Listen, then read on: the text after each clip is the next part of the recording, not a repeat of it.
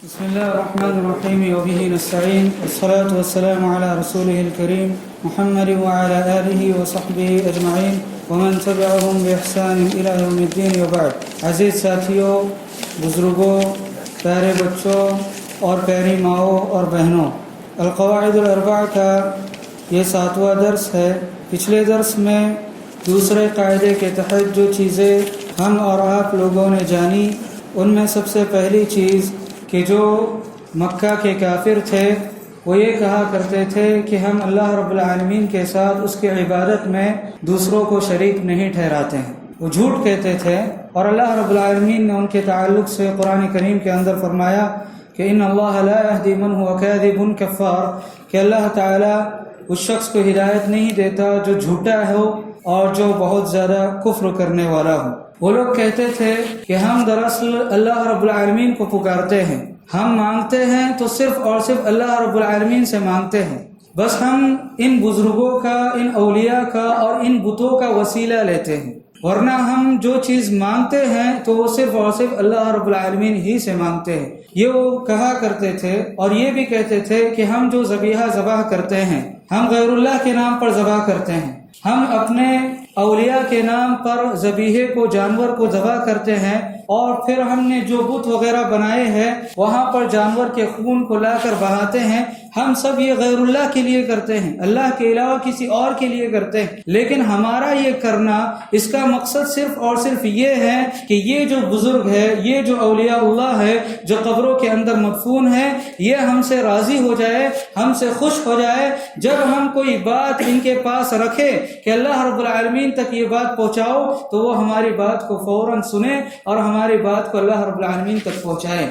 یہ شرک تھا میرے بھائیوں مکہ کے کافروں کا، اور آج بہت سارے مسلمانوں کے اندر یہ اعتقاد، اس قسم کا گھناؤنا عقیدہ پایا جاتا ہے۔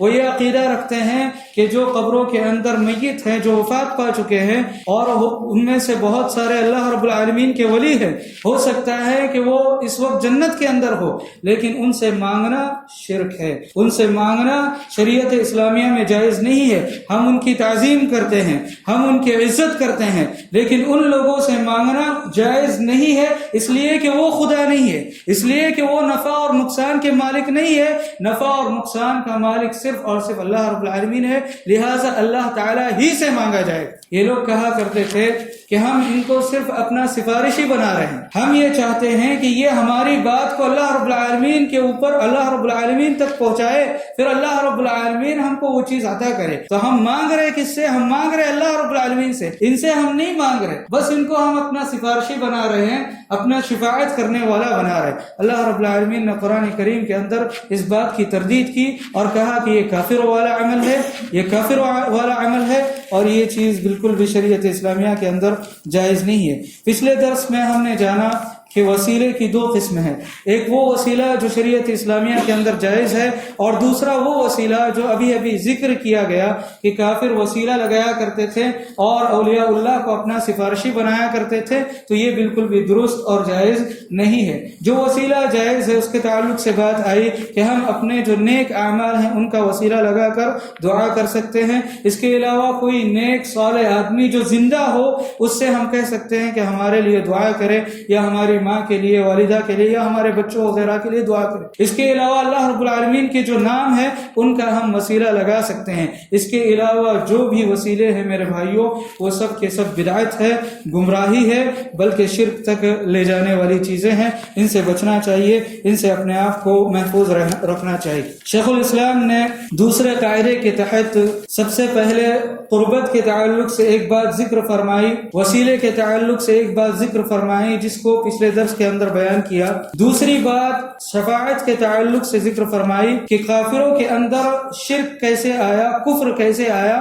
وہ یہ کہا کرتے تھے کہ ہم ان بزرگوں کو اپنا سفارشی بنا رہے ہیں، ہم ان سے نہیں مانگ رہے، ہم اللہ رب العالمین سے مانگ رہے۔ اللہ رب العالمین نے ان کی اس بات کی تردید کی، اور اللہ رب العالمین نے قرآن کریم کے اندر ارشاد فرمایا کہ قل للہ الشفاعۃ جمیعا، کہ تمام کی تمام شفاعتوں کا مالک صرف اور صرف اللہ رب العالمین ہے۔ اگر شفاعت بھی مانگنی مانگنی ہے، شفاعت بھی مانگنی ہے تو اللہ رب العالمین ہی سے مانگی جائے گی۔ کیوں؟ اس لیے کہ تمام کی تمام شفاعتوں کا مالک صرف اور صرف اللہ رب العالمین ہے، اور شفاعت دعا کی ایک قسم ہے، اور غیر اللہ سے دعا کرنا، اللہ کے علاوہ کسی اور سے مانگنا، یہ کفر ہے۔ اس لیے کہ دعا عبادت ہے۔ اللہ کے نبی علیہ الصلوۃ والسلام نے ارشاد فرمایا کہ الدعاء هو العبادہ، دعا ہی تو اصل عبادت ہے، اور عبادت کو اللہ کے علاوہ کسی اور کے لیے انجام دینا یہ شرک اکبر ہے، یہ ضلالت ہے، یہ گمراہی ہے، اس سے بچنا چاہیے۔ شیخ الاسلام محمد بن سلیمان التیمی رحمہ اللہ نے ارشاد فرمایا کہ ودلیل الشفاعت قوله تعالی ويعبدون من دون الله ما لا يضرهم ولا ينفعهم ويقولون هؤلاء شفعاؤنا عند الله۔ فرماتے ہیں کہ اللہ رب العالمین نے ارشاد فرمایا کہ یہ لوگ اللہ کو چھوڑ کر ایسی چیزوں کی عبادت کرتے ہیں جو نہ تو ان کو نقصان پہنچا سکتے ہیں نہ تو ان کو کوئی فائدہ پہنچا سکتے۔ میرے سامنے یہ ممبر ہے، اگر ممبر کے تعلق سے کسی کا عقیدہ یہ بن جائے کہ یہ نفع پہنچانے والا ہے، نقصان پہنچانے والا ہے، یہ شفا دینے والا ہے، یہ لوگوں کی بگڑی بنانے والا ہے، تو میرے بھائیو ایسی صورت میں ہم شرک کرنے والے ہیں۔ ایسی صورت میں ہم نے اللہ رب العالمین کی عبادت میں، اللہ رب العالمین کی ربوبیت میں اس ممبر کو شریک ٹھہرا ہے۔ بالکل اسی طرح پتھر ہے، بالکل اسی طرح قبر ہے، بالکل اسی طرح درخت ہے، بالکل اسی طرح سورج ہے، بالکل اسی طرح چاند ہے، اس لیے کہ یہ ساری کی ساری اللہ کی مخلوق ہے، اللہ ہی نے ان کو پیدا کیا۔ اور جو اولیاء اللہ قبر کے اندر مدفون ہے وہ بھی اللہ رب العالمین کی مخلوق ہے، اللہ تعالیٰ کے نیک بندے ہیں، اللہ تعالیٰ کے نیک بندے ہیں، اللہ تعالیٰ کے صالح بندے ہیں، ان سے مانگنا بالکل بھی جائز اور درست نہیں ہے۔ کافروں کا کفر کیا تھا؟ کافروں کا کفر صرف یہ نہیں تھا کہ وہ مورتیوں کی پوجا کرتے تھے، کافروں کا کفر یہ بھی تھا کہ وہ قبروں کی بھی پوجا کرتے تھے، وہ درختوں کی بھی پوجا کرتے تھے۔ عزا کیا تھا؟ عزا ایک درخت تھا جس کے سامنے ایک صالح اور نیک آدمی رہا کرتا تھا۔ جب وہ شخص مر گیا تو لوگوں نے اس درخت کی پوجا کرنے لگے، اور آج ہندوؤں کے اندر یہ چیزیں موجود ہیں۔ تو میرے بھائیوں، اللہ کو چھوڑ کر کسی اور کی پوجا کی جائے، کسی اور کی عبادت کی جائے، یہ میرے بھائیوں شرک اکبر ہے۔ تو اللہ رب العالمین نے ارشاد فرمایا کہ یہ لوگ اللہ کو چھوڑ کر ایسی چیز کی عبادت کر رہے ہیں جو نہ تو ان کو نقصان پہنچا سکتے ہیں نہ نفع پہنچا سکتے ہیں۔ وَيَقُولُونَ هَؤُلَاءِ شُفَعَاؤُنَا عِندَ اللَّهِ، اور یہ لوگ کہتے ہیں کہ یہ جو اولیاء اللہ ہے، یہ جو بزرگ ہے، یہ قیامت کے دن اللہ رب العالمین کی بارگاہ میں ہمارے لیے سفارش کریں گے۔ اللہ رب العالمین نے اس کی نفی قرآن کریم کے اندر کی، اور قرآن کریم کے اندر اللہ رب العالمین نے بتایا کہ شفاعت کا حقدار کون ہوگا، شفاعت کا حقدار کون ہوگا۔ شفاعت کے حقدار اللہ کے نبی علیہ الصلوۃ والسلام ہوں گے، اور اللہ کے نبی علیہ الصلوۃ والسلام کو اللہ تعالی اختیار دے گے، تب ہی وہ لوگوں کے لیے سفارش کریں گے۔ ایسا معاملہ نہیں ہے کہ اللہ کے نبی علیہ الصلوۃ والسلام شفاعت کے مالک ہے، شفاعت کا مالک اور ہر چیز کا مالک صرف اور صرف اللہ رب العالمین ہے۔ جب اللہ رب العالمین اجازت دے گا اللہ کے نبی علیہ الصلوۃ والسلام کو، تب ہی اللہ کے نبی علیہ الصلوۃ والسلام سفارش کریں گے لوگوں کے لیے، ورنہ سفارش نہیں ہوگی۔ تو میرے بھائیوں، سفارش کی کچھ شرطیں ہیں، شفاعت کی کچھ شرطیں ہیں جن کو علماء کرام نے ذکر کیا ہے، علماء کرام نے بیان کیا ہے۔ شفاعت کی دو قسم ہوتی ہے، ایک وہ شفاعت جو آخرت کے اندر ہوگی، اور دوسری وہ شفاعت جو دنیا کے اندر ہوتی ہے۔ اور دنیا کے اندر جو شفاعت ہوتی ہے، جو واسطہ لگانا ہوتا ہے، وہ دو ٹائپ کا ہوتا ہے، وہ دو قسم کا ہوتا ہے۔ پہلا وہ جو جائز ہے، وہ مشروع ہے، اور جو جائز ہے مشروع ہے وہ کیا ہے؟ ہم واسطہ لگاتے ہیں جس کے اندر کوئی رشوت نہ ہو، اچھے کام کے لیے واسطہ لگاتے ہیں، کسی شخص کا واسطہ لگاتے ہیں تو یہ جائز ہے، درست ہے۔ لیکن یہ واسطہ ایسی چیز میں ہوتا ہے کہ جو چیز وہ دینے پر قادر ہوتا ہے۔ مثال کے طور پر یہاں پر بعض بزرگ بیٹھے ہوئے ہیں، فرض کر لیجئے کہ میں ان کا واسطہ لگاؤں ہمارے اس بھائی سے، اور میں ان سے مطالبہ کروں کسی چیز کا کہ مجھے یہ چیز چاہیے، لیکن یہ بھائی مثال کے طور پر مجھے پہچانتے نہیں ہیں، مجھے جانتے نہیں ہیں، اس لیے میں نے ان کا واسطہ لگایا، میں اچھی چیز کے لیے واسطہ لگا رہا ہوں اور اس میں رشوت وغیرہ نہیں ہے، تو ایسی صورت میں یہ واسطہ لگانا جائز ہوگا۔ ان کا روب ہوگا، دبدبہ ہوگا اس شخص کے اوپر، اس بنیاد پر وہ شخص مجھے وہ چیز عطا کرے گا۔ یہ چیز میرے بھائیوں دنیا کی حد تک ہے. اللہ رب العالمین کے اوپر کوئی روب اور دبدبہ نہیں ہے. اللہ رب العالمین نے جو شفاعت مشروع کی ہے ان اولیاء اللہ کا، بزرگوں کا، اللہ رب العالمین پر کوئی روب اور کوئی دبدبہ نہیں ہے. حتیٰ کہ اللہ کے نبی محمد صلی اللہ علیہ وسلم کا بھی کوئی روب اور کوئی دبدبہ اللہ کے اوپر نہیں ہے، بلکہ اللہ رب العالمین نے نبی کریم صلی اللہ علیہ وسلم کو جو شفاعت عطا کی ہے قیامت کے دن، وہ محض اکرام ہے، وہ محض عزت بخشنا ہے. اس لیے کہ دنیا کے اندر مکہ والوں نے آپ کی باتوں کو ٹھکرایا، آپ کی باتوں پر وہ ایمان نہیں لائے. قیامت کے دن ان کے لیے بھی یہ بات ثابت ہوگی کہ اللہ کے نبی علیہ الصلوۃ والسلام کا مرتبہ بہت عظیم ہے. اللہ کے نبی علیہ الصلوۃ والسلام کو شفاعت عظمیٰ عطا کی جائے گی. اللہ کے نبی علیہ الصلوۃ والسلام کو مقام محمود سے نوازا جائے گا. یہ کفار بھی اس وقت دیکھیں گے محض اکرام کرنا مقصود ہے، ورنہ شفاعت کے مالک اللہ کے نبی علیہ الصلوۃ والسلام بھی نہیں. ہم کیا سمجھتے ہیں؟ ہم میں سے بعض لوگ یہ سمجھتے ہیں کہ ہم جو بھی عمل کریں، ہم کوئی بھی گناہ کرے، اللہ کے نبی علیہ الصلوۃ والسلام بخشوانے والے. میرے بھائیو، اللہ کے نبی علیہ الصلوۃ والسلام ایسے لوگوں کو نہیں بخشوائیں گے جو یہ سمجھتے ہو کہ اللہ کے نبی علیہ الصلوۃ والسلام اس کا اختیار رکھتے ہیں.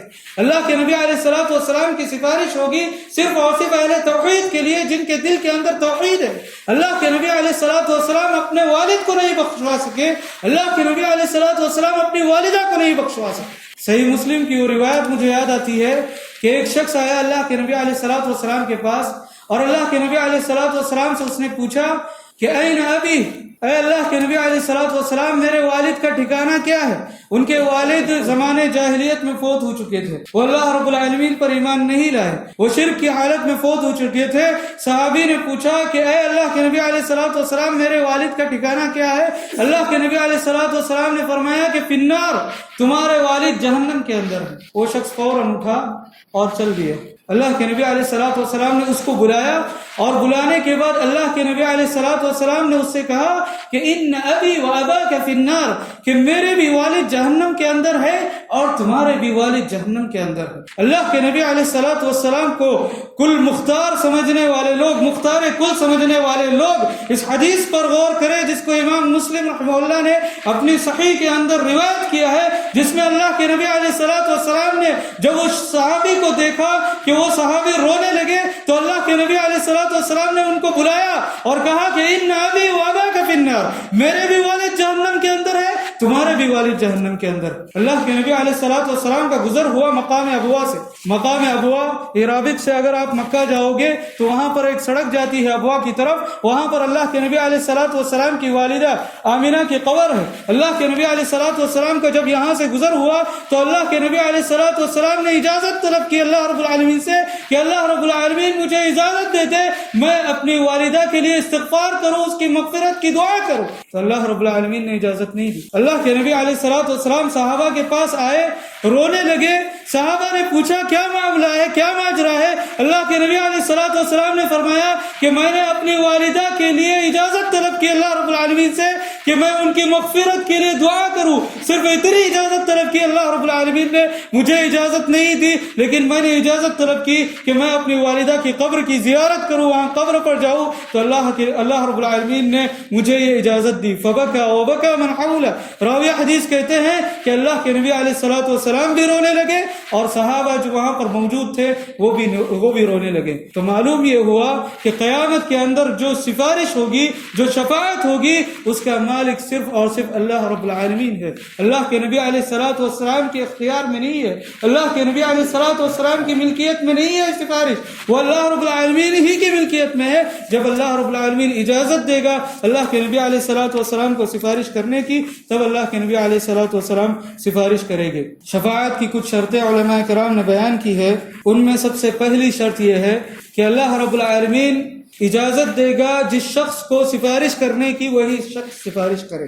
حدیث میں آتا ہے کہ انبیاء بھی سفارش کریں گے، اور اس کے علاوہ اللہ رب العالمین کے جو نیک بندے ہیں وہ بھی سفارش کریں گے، اور اس کے علاوہ شہداء بھی سفارش کریں گے. جیسا کہ شفاعت کی اقسام میں اس چیز کو ذکر کیا جائے گا. یہ کب ہوگا؟ یہ اس وقت ہوگا جب اللہ رب العالمین ان کو سفارش کرنے کا حکم دے گا اور ان کو سفارش کرنے کی اجازت دے گا. اس لیے کہ اللہ رب العالمین نے قرآن کریم کے اندر ارشاد فرمایا کہ من ذا الذی یشفع عنده الا باذنہ، کون ہے وہ شخص جو اللہ رب العالمین کے یہاں سفارش کرے گا مگر یہ کہ اسی کی اجازت سے. اللہ رب العالمین کی اجازت کے بغیر کوئی شخص بھی سفارش نہیں کر سکتا. اس کے علاوہ سفارش کی اور شفاعت کی دوسری شرط یہ ہے کہ سفارش اور شفاعت صرف انہی لوگوں کے حق میں ہوگی جن کے قول و عمل سے اللہ رب العالمین راضی ہوگا, اللہ رب العالمین خوش ہوگا. ہم میں سے بہت سارے مسلمان یہ سمجھتے ہیں کہ نبی کریم صلی اللہ علیہ وسلم کا دامن پکڑ لیں گے, ہم دنیا کے اندر جو کچھ بھی کرے آخرت میں تو نبی کا دامن پکڑنا ہے. بالکل غلط بات ہے. اللہ کے نبی علیہ الصلوۃ والسلام نے حدیث میں واضح طور پر فرمایا ہے کہ سفارش کا حقدار کون ہوگا. سفارش کا حقدار وہ ہوگا, شفاعت کا حقدار وہ ہوگا جس کے دل کے اندر توحید ہوگی, جس کے دل کے اندر ایمان ہوگا. لیکن جس کا دل شرک کی غلاظت میں مبتلا ہوگا, کفر کی غلاظت میں مبتلا ہوگا, وہ کبھی بھی سفارش کا حقدار اور شفاعت کا حقدار نہیں بن سکتا. اللہ کے نبی علیہ الصلوۃ والسلام نے حدیث کے اندر ارشاد فرمایا لکل نبی دعوت مستجابہ, کہ ہر نبی کو اللہ رب العالمین نے اختیار دیا تھا کہ وہ کوئی دعا کرے اس دعا کو قبول کیا جائے گا. فتعجل کل نبی دعوتہ, اور ہر نبی نے دعا کی اور ان کی دعا کو قبول کیا گیا. وَإِنِّ اخْتَبَأْتُ دَعْوَتِي شَفَاعَةً لِأُمَّتِي يَوْمَ الْقِيَامَةِ, اللہ کے نبی علیہ الصلوۃ والسلام نے فرمایا کہ میں نے اپنی اس دعا کو رکھا ہے تاکہ یہ قیامت کے دن اللہ رب العالمین کی بارگاہ میں بذریعہ سفارش بنے, بذریعہ شفاعت بنے. تو اس کو میں نے قیامت کے دن رکھا ہے. اللہ رب العالمین سے میں نے یہ کہا کہ میں ابھی دعا نہیں کروں گا لیکن اس کو سفارش کی شکل میں بدل دے. چنانچہ اللہ رب العالمین نے اس کو سفارش کی شکل میں بدل دیا, شفاعت کی شکل میں بدل دیا. اللہ کے نبی علیہ الصلوۃ والسلام نے اس حدیث کے اندر ارشاد فرمایا جس کو امام احمد بن حنبل رحمہ اللہ نے اپنی مسند کے اندر روایت کیا ہے. فرماتے ہیں فَهِيَ نَائِلَةٌ إِن شَاءَ اللَّهُ مَن مَّاتَ فهي نائلة إن شاء الله من مات من أمتي لا يشرك بالله شيئا, کہ اللہ رب العالمین جو یہ سفارش عطا کرے گا اللہ کے نبی علیہ الصلوۃ والسلام کو, یہ اس شخص کے لیے ہوگی جس نے دنیا کے اندر کبھی بھی شرک نہیں کیا. فهي نائلة إن شاء الله, اگر اللہ رب العالمین چاہے تو یہ اس شخص کو حاصل ہوگی من مات من أمتي لا يشرك بالله شيئا, کہ اگر میری امت میں سے کوئی شخص مر گیا اور اس نے کبھی بھی اللہ رب العالمین کی عبادت میں کسی اور کو شریک نہ ٹھہرا, اسی شخص کو یہ سفارش ملے گی, وہی شخص اس سفارش کا اور اس شفاعت کا حقدار ہوگا. خلاصہ کلام یہ ہے میرے بھائیوں کہ اللہ رب العالمین ہی شفاعت کا مالک ہے. شفاعت اگر طلب کی جائے گی تو اللہ رب العالمین ہی سے طلب کی جائے گی, مانگی جائے گی جس طرح دعا ہم اللہ رب العالمین سے مانگتے ہیں. دوسری بات کہ سفارش ان لوگوں کے حق میں ہوگی جن سے اللہ رب العالمین راضی ہوگا, اللہ رب العالمین خوش ہوگا, اور اللہ تعالیٰ مشرکوں سے راضی نہیں ہوتا ہے. اللہ تعالیٰ مشرکوں سے خوش نہیں ہے, اللہ تعالیٰ کافروں سے خوش نہیں ہے. اللہ رب العالمین اہل توحید والوں سے اور ایمان والوں سے خوش ہوتا ہے. اس کے علاوہ سفارش کی اور شفاعت کی آخری شرط یہ بھی ہے کہ اللہ رب العالمین جس شخص سے راضی ہوگا, جس کے قول عمل سے راضی ہوگا, وہی شخص سفارش کرے گا. حدیث میں آتا ہے کہ بہت زیادہ لعن طعن کرنے والے لوگوں کو اللہ رب العالمین نہ تو قیامت کے دن شہداء بنائے گا, گواہ بنائے گا, اور نہ ہی اللہ رب العالمین ان کو شفاعت والا بنائے گا. حدیث میں یہ بھی آتا ہے جیسا کہ کل آئے گا کہ مومن, اللہ کے مومن بندے چند لوگوں کے لیے سفارش کریں گے, چند لوگوں کے لیے شفاعت کریں گے. تو یہ کون سے اللہ کے مومن بندے ہوگے؟ یہ اللہ کے وہ مومن بندے ہوگے جن کے قول و عمل سے اللہ رب العالمین راضی ہوگا, اللہ رب العالمین خوش ہوگا. اللہ تعالیٰ نے قرآن کریم کے اندر ارشاد فرمایا وَلَا يَشْفَعُونَ إِلَّا لِمَنِ ارْتَضَىٰ, کہ لوگ سفارش نہیں کریں گے مگر وہی جس سے اللہ رب العالمین راضی ہوگا. یعنی وہ مومن بندے, وہ اللہ کے مومن بندے جن سے اللہ رب العالمین راضی ہوگا, وہی لوگ سفارش کریں گے. تو یہ میرے بھائیوں شفاعت کے تعلق سے خلاصہ تھا جس کو میں نے آپ لوگوں کے سامنے پیش کیا, اور اس کو اور اختصار کے ساتھ میں اگر پیش کروں تو یہ کہہ سکتا ہوں کہ شفاعت کی دو قسمیں ہیں. ایک قسم دنیا کے اندر جو شفاعت ہوتی ہے اور دوسری آخرت کے اندر جو شفاعت ہوتی ہے. آخرت کے اندر جو شفاعت ہوتی ہے اس کا مالک صرف اور صرف اللہ رب العالمین ہے. وہ شفاعت صرف اور صرف اللہ رب العالمین ہی سے طلب کی جائے گی, اور اس کے 3 شروط ہیں. پہلی شرط یہ ہے کہ اللہ رب العالمین جب اجازت دے گا تب سفارش ہوگی. دوسری شرط یہ ہے کہ صرف انہی لوگوں کے لیے سفارش ہوگی جن سے اللہ رب العالمین راضی ہوگا، خوش ہوگا. اور تیسری شرط یہ ہے کہ سفارش کرنے والے وہی لوگ ہوں گے جن کے قول و عمل سے اللہ رب العالمین راضی ہوگا، اللہ رب العالمین خوش ہوگا. اللہ تعالیٰ سے دعا ہے اللہ رب العالمین ہمیں نبی کریم صلی اللہ علیہ وسلم کی شفاعت کا حقدار بنائے. آمین. وصلی اللہ تعالی علی نبینا محمد وعلی آلہ وصحبہ وسلم.